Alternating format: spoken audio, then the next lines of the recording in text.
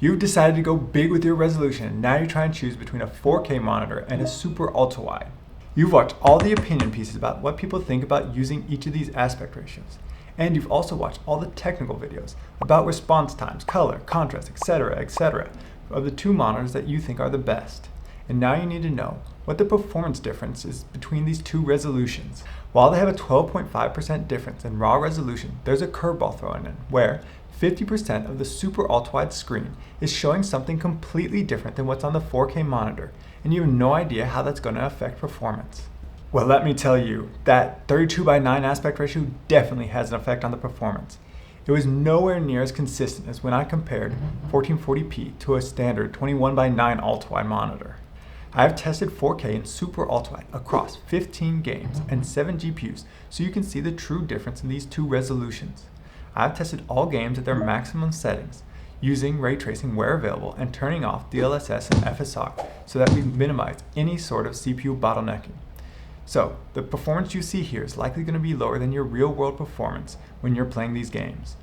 Before we get into the game performance, I'm going to flash the specs of my test system up on the screen, so pause the video if you want to take it in. Now, let's see what the real game performance difference is. Starting off, we'll look at Fortnite with epic settings, 100% resolution scale with nanite and hardware RT on. Here we have the ultrawide performance, and now we have the actual 4K performance, and this is what you would think the performance would be if you just use the calculations.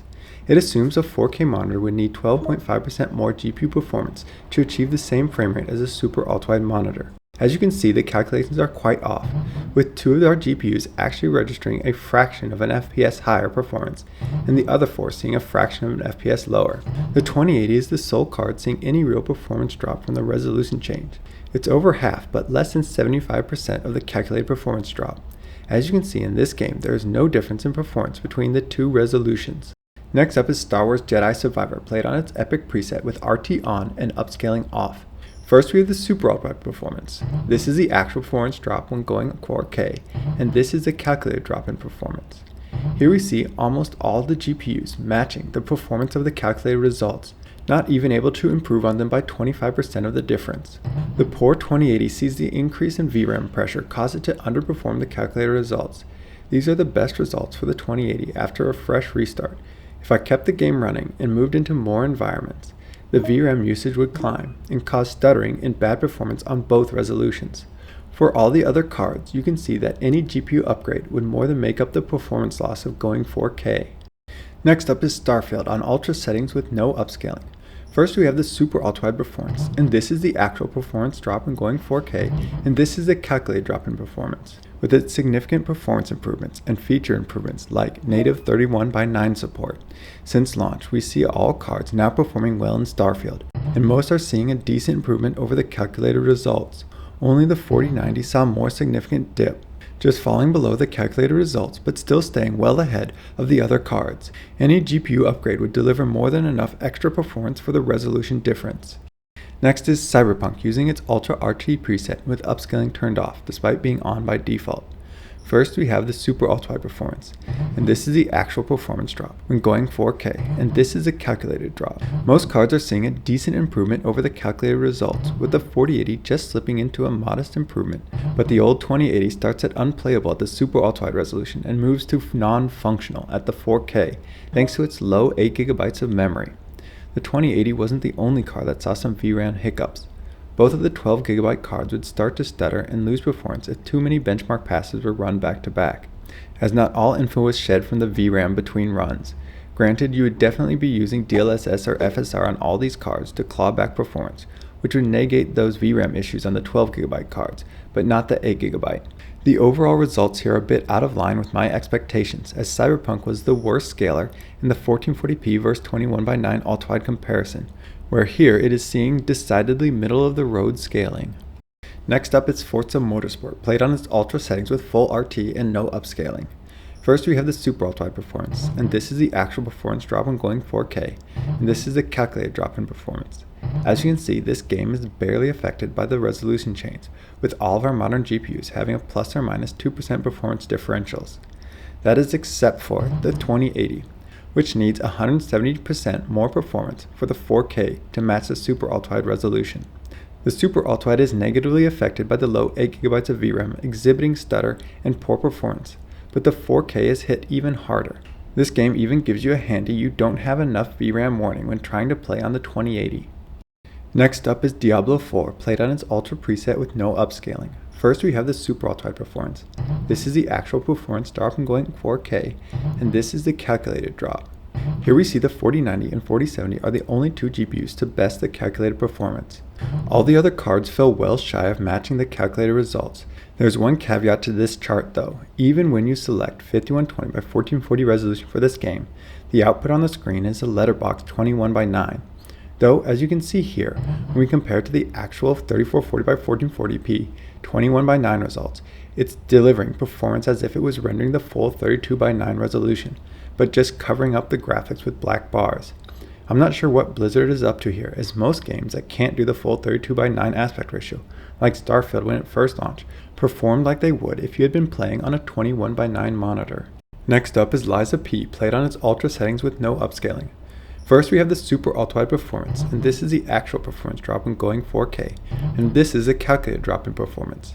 The 4090 and 7900 XT are getting decent improvements over the calculated results in this game, while the rest of the cards are just staying above the line. Any GPU upgrade would give you better results than your performance loss from stepping up to 4K resolution.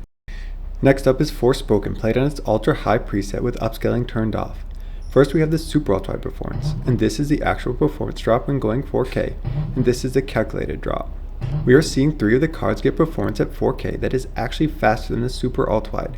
2 cards are seeing minor performance losses, while the 7900 XT is seeing a pretty average performance loss. The 2080 is again being punished for its low VRAM, with the 4K results being even more heavily affected, causing scaling below the calculated results. Even the 12GB cards will drop in texture detail in this game, but performance for them seems to be minimally affected. Next up is Payday 3, played on its Ultra preset with no upscaling. First we have the Super Ultrawide performance, and this is the actual performance drop when going 4K, and this is the calculated drop in performance. Here we see all cards are performing worse than the calculated results by a fair margin, and this time 32:9 works perfectly, unlike in Diablo 4. So the performance changes are either game engine related, or it's possible that the 32:9 aspect ratio is being kind of wasted in such a tight interior environments. This performance is in stark contrast to the performance we saw comparing 1440p to 21:9 Ultrawide, where this game was mostly performing in the green zone. This is a clear case of where the 32:9 aspect ratio is having a significant effect on the results. Next up is Forza Horizon 5, played on its Extreme preset with Extreme RT on. First we have our Super Ultrawide performance, and this is our actual performance drop when going 4K, and this is the calculated drop. We see all of our modern cards stay well under 50% of the expected performance delta of the calculated results, with only the 2080 seeing worse than expected performance thanks to both resolutions overrunning its 8GB of memory. Performance loss is not much of an issue in this game as long as you have more than 8GB of VRAM. Next up is Shadow of the Tomb Raider, played on its highest preset with Ultra RT on. First we have the Super Ultrawide performance, and this is the actual performance drop when going 4K, and this is the calculated drop in performance. 4 of the GPUs managed to improve upon the calculated performance by more than 25%, while 2 managed to just beat the calculated results. The 2080's performance is fully limited by the VRAM and is not really playable at either resolution. Next up is Borderlands 3, played on its badass preset. First we have the Super Ultrawide performance, and this is the actual performance drop when going 4K, and this is the calculated drop. We see 5 of the GPUs with less than 50% of the performance drop. The 700 XT is seeing less than 75% of the performance drop, and the 4070 is keeping just above the calculated results. This game is another curveball to my expectations, as this was the second worst scaling game in my 1440p versus 21:9 Ultrawide testing, but now it's scaling quite well in most cases. Next up is Assassin's Creed Valhalla, played on its Ultra High preset. First we have the Super Ultrawide performance, and this is the actual performance drop when going 4K, and this is a calculated drop in performance. Almost all GPUs best the calculated results by 50%, with only the 2080 performing a tiny bit slower, making for a game that has no need for a GPU upgrade between these two resolutions. Next up we have Marvel's Guardians of the Galaxy, played on its Ultra preset with Ultra RT turned on, and no upscaling.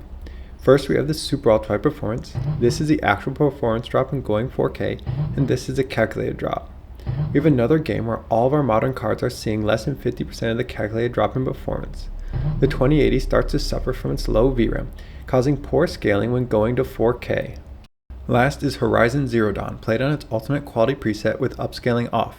First we have the Super Ultrawide performance, and this is the actual performance when going 4K, and this is the calculated drop in performance. The results seen here are beyond just inconsistent with the normal results, and it seems to be completely due to the 32:9 aspect ratio causing some problems with the game engine.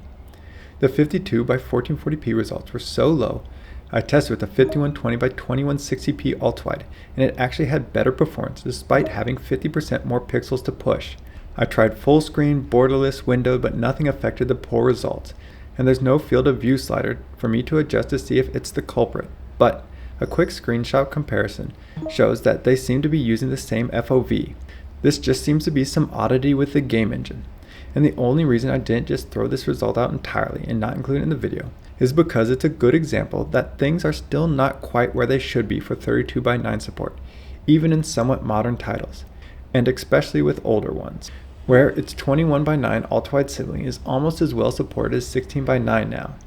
I will be pulling this game from the averages as it's so out of line with the other results. Now, let's take a look at the averages for each card to see what you can expect overall when comparing a 4K gaming experience to a Super Ultrawide gaming experience. First, we have the Super Ultrawide performance, and this is the actual performance drop in going 4K, and this is a calculated drop in performance.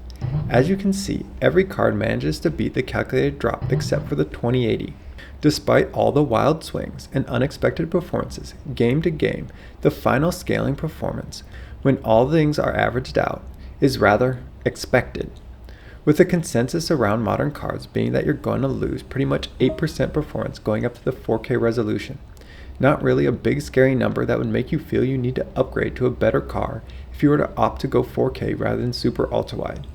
The RTX 2080, and by extension pretty much any 8GB card, is going to underperform between these two resolutions, and I would not recommend using one for either.